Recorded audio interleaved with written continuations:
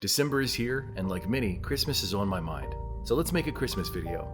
Obviously, decorations and colder weather are a part of the season, but so is Christmas shopping, if you participate in that. I did most of my shopping online, but just to feel nostalgic, I went and visited some physical stores. Now, as I walked around one of these dying ancient retail monuments, I noticed something that really confused me. I heard a classic song playing over the speaker in a department store. Upon hearing the song, I got a little confused. Up on the housetop, reindeer paws. Up on the housetop? I always thought it was up on the rooftop. So I went and looked it up, and here are the results. Up on the Housetop is a Christmas song by Benjamin Hanby in 1864. Now if you're like me, you remember it being up on the rooftop. So, did it change? Are there variations of it, or is this an example of the Mandela effect? Well, we're going to get into that, but first a quick and tragic history lesson about Benjamin Hanby. Why, you might ask? Well, I'm in a giving mood, and what's better than an interesting backstory? Benjamin Hanby was born in Rushville, Ohio, to a local bishop by the name of William Hanby, who was involved in the administration of the Underground Railroad. If you don't know what that was, the Underground Railroad in America was a network of people, both black and white, offering aid and shelter to escaped slaves from the South. Benjamin Hanby vehemently opposed slavery, which made it difficult for him to blend into the more conservative fraternity that the church attracted. Not only that, once he took over his father's church, he ran into a lot of trouble. Because he had alternative views on church music compared to what was deemed acceptable at the time, as well as how to educate children. Because he failed at keeping his position in numerous churches, Benjamin had trouble providing for his wife and children.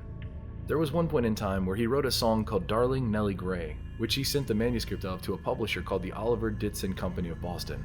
He assumed that the song had been rejected until he heard his sister singing it at a recital. It was soon discovered that the Oliver Ditson Company had published the song under Hanby's name but claimed the copyright for themselves. So Hanby sued the firm, but only won $50, which is about $1,560 today, as well as 12 free copies of sheet music. Benjamin eventually ran a singing school and crafted music for the John Church Music Company, but he still didn't make enough money to take care of his family. When it was all said and done, Benjamin Hanby ultimately crafted and published over 80 songs, but passed away at the young age of 33 from tuberculosis. Like so many great artists throughout history, he wasn't truly recognized during his lifetime. Now that you have the background on Benjamin Hanby, let's get to the bottom of this mystery surrounding his song. Upon doing some research, the first thing I found was an article called Up on the Rooftop on a website called ChristmasHeadquarters.com. Okay, this sounds promising. I mean, ChristmasHeadquarters.com? That sounds pretty official to me. Then I read it. Throughout the article, the writer calls it Up on the Rooftop, but the embedded YouTube video says Up on the Housetop. Huh? How could you not notice that difference? You put the video in your article. The article even says Up on the Rooftop was written by Benjamin Hanby.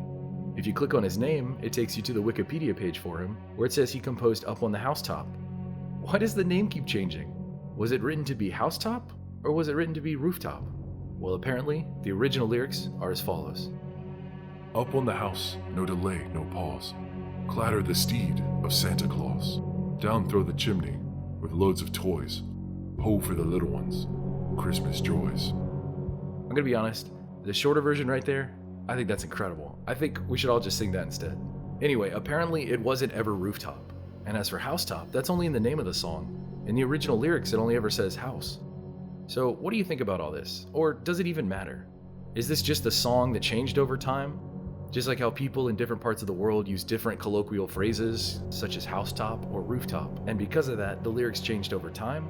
Or would you attribute this to the Mandela effect?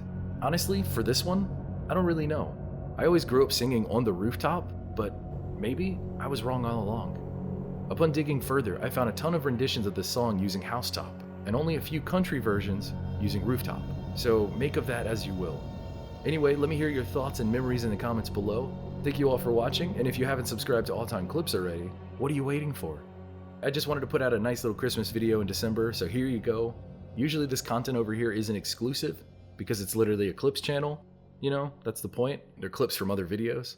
Typically the clips posted here are short, sweet, and to the point, but here's an exclusive. Enjoy it. Until next time, Merry Christmas and Happy Holidays.